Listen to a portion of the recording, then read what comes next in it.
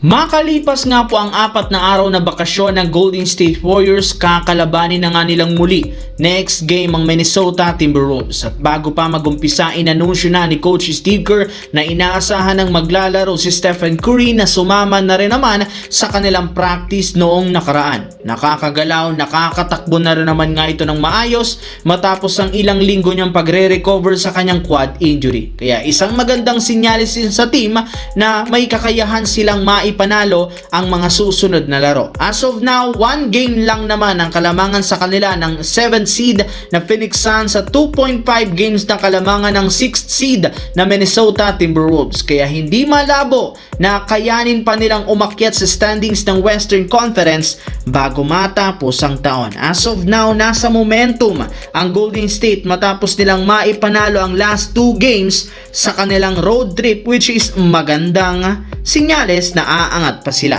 Sa kabilang banda, matapos na matalo ang Lakers, marami ang nagdududa sa kakayahan ng koponan na mag-compete sa kampyonato. Napatunayan na napakalamya ng kanilang depensa na siyang sinasamantala ng kanilang mga kalaban kagaya ng Phoenix Suns at San Antonio Spurs na tinalo lamang sila.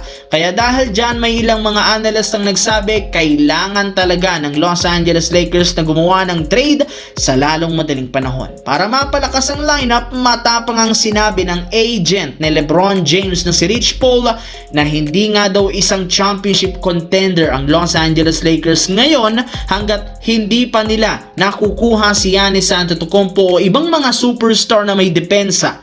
Sinabi rin naman ito na may tsansa pa rin na makuha ng Lakers si Giannis basta't makahanap sila ng isang bagong team na makakatulong sa gagawing 3-team trade. Maaari nga po nila ditong gamitin si Austin Reeves at ibang mga role player at draft pick para makagawa ng blockbuster trade. Sa kabilang banda, nagkaroon sana ang Boston Celtics ng malaking oportunidad na makalamang laban sa Milwaukee Bucks. Ngunit sa kasamaang palad, hindi pa rin naman ito naging sapat para manalo matapos silang mag-choke sa second half at matalo 116-101. Sobrang lamya ng second half, especially ng third quarter nang makapagtala lamang sila ng 13 points. Hindi rin naman naging sapat ang nagawang performance ni Jaylen Brown 30 points at si Jordan Walsh na kumuha ng 20 points. Sa pagkatalo, nangangahulugan na isa pa rin silang napaka-inconsistent na team.